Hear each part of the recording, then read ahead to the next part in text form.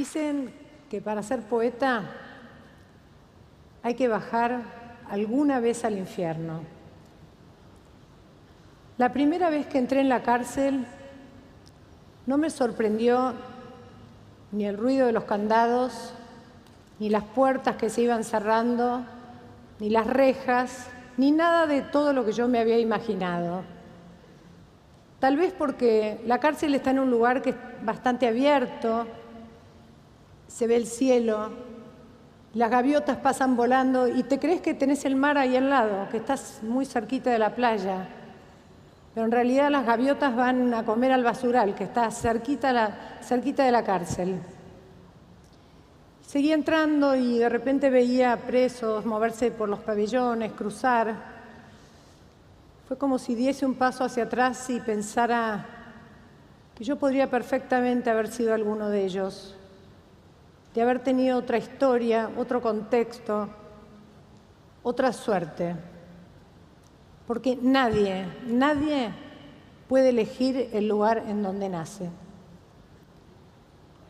En el año 2009 me invitaron a participar de un proyecto que la Universidad Nacional de San Martín tiene dentro de la Unidad 48 para coordinar un taller de escritura. El servicio penitenciario le cedió un terreno en el fondo de la universidad, en el fondo de la cárcel, y ahí mismo construyeron el edificio del centro universitario. La primera vez que me reuní con los presos, les pregunté por qué estaban pidiendo un taller de escritura y me dijeron que ellos querían poder poner en un papel todo lo que no podían decir y lo que no podían hacer. Yo ahí decidí que quería hacer entrar la poesía a la cárcel. Entonces les dije que por qué no trabajábamos con la poesía, si sabían lo que era la poesía. Nadie tenía ni idea de qué era realmente la poesía. Y además ellos me plantearon que el taller no era solamente para los presos universitarios, sino que también abarcaba a toda la población de presos comunes. Y entonces yo dije, para empezar este taller yo necesito alguna herramienta que tengamos todos, y esa herramienta era el lenguaje.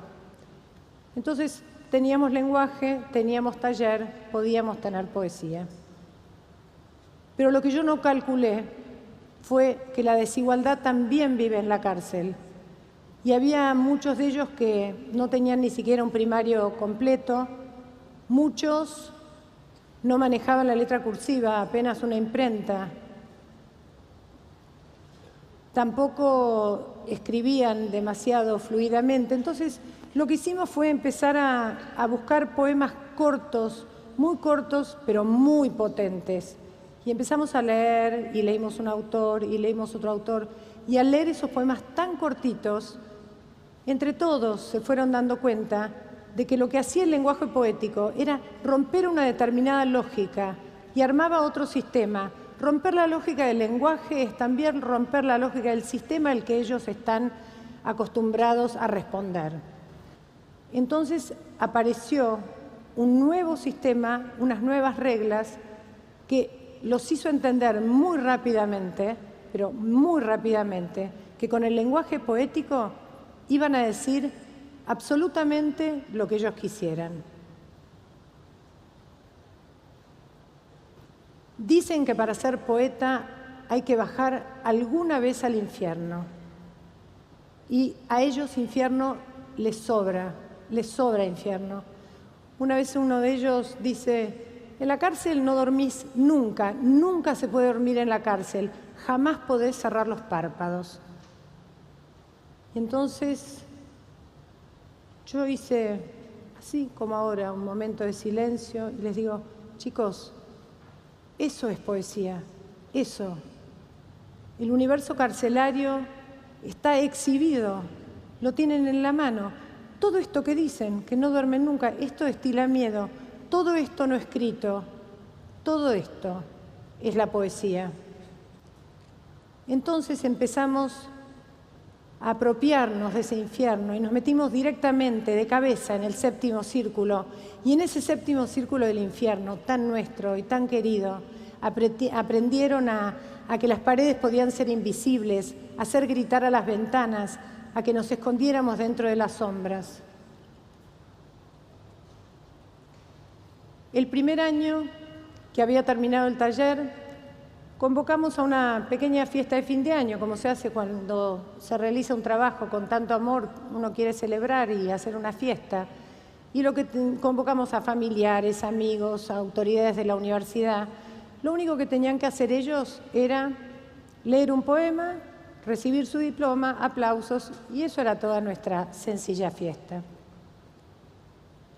Lo único que yo quiero poder dejar es el momento en que esos hombres, a veces enormes al lado mío, o muchachos jovencísimos, pero con un orgullo tremendo, sostenían su papel y temblaban como chicos y transpiraban y leían su poema con la voz absolutamente quebrada.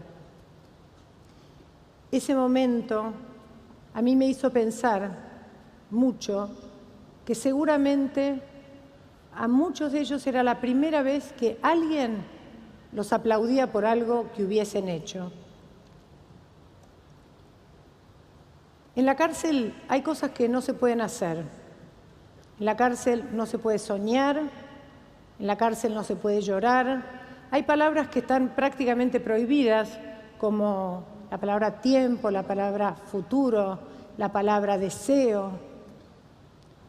Pero nosotros nos atrevimos a soñar y a soñar mucho, porque decidimos que iban a escribir un libro. No solamente escribieron un libro, sino que además lo encuadernaron. Y eso fue a fines del 2010.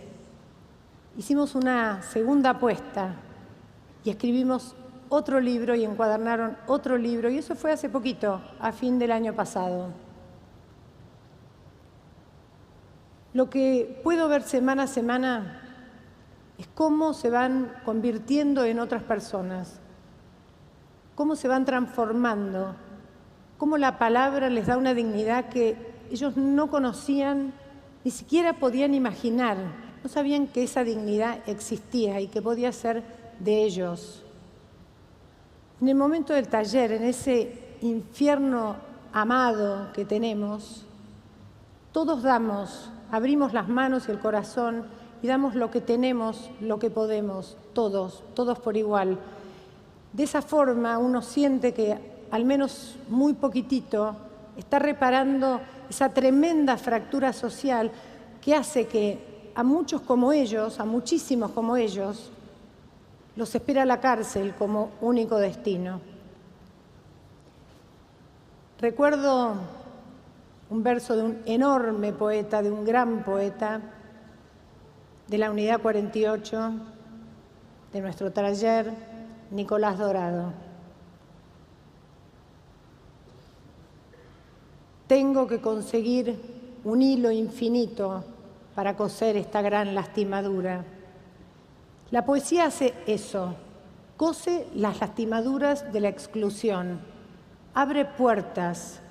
La poesía hace de espejo, inventa un espejo que es el poema. Ellos se reconocen, se miran en el poema y escriben desde lo que son y son desde lo que escriben. Para poder escribir hace falta que ellos se apropien del momento de la escritura, que es un momento extraordinario de libertad.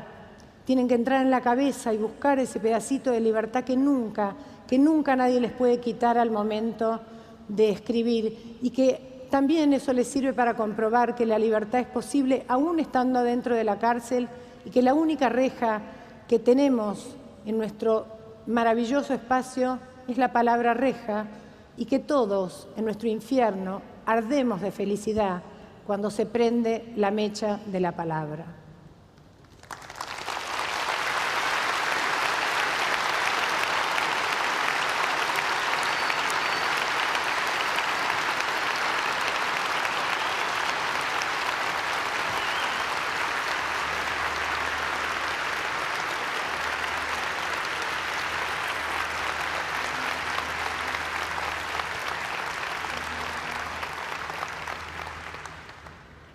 Yo les conté mucho sobre la cárcel, mucho sobre lo que experimento cada semana y lo que disfruto y me transformo junto con ellos, pero no saben lo que a mí me gustaría que ustedes pudiesen sentir, vivir, experimentar, aunque sea unos pocos segundos, lo que yo cada semana disfruto y me hace ser quien soy.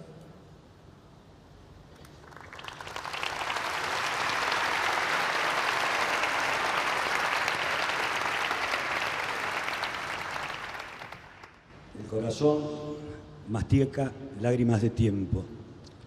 Ciego de ver esa luz, oculta la velocidad de la existencia, donde reman las imágenes, lucha, no se deja ir. El corazón se agrieta bajo miradas tristes, cabalgan tormentas que riegan fuego, levanta pechos aminorizados de vergüenza, sabe que el método no es solo leer y seguir, también desea ver el infinito azul. El corazón se sienta a pensar las cosas, lucha por no caer en lo común, intenta aprender a amar sin herir, respira el sol dándose coraje, se entrega, viaja a la razón. El corazón pelea entre ciénagas, bordea la línea del inframundo, cae sin fuerzas y no se entrega a lo fácil, mientras pasos de parejos de embriaguez despiertan la quietud. Soy Martín Bustamante, estoy preso en la unidad 48 de San Martín. Hoy es mi día de salida transitorias. Y a mí la poesía y la literatura me cambiaron la vida. Muchas gracias.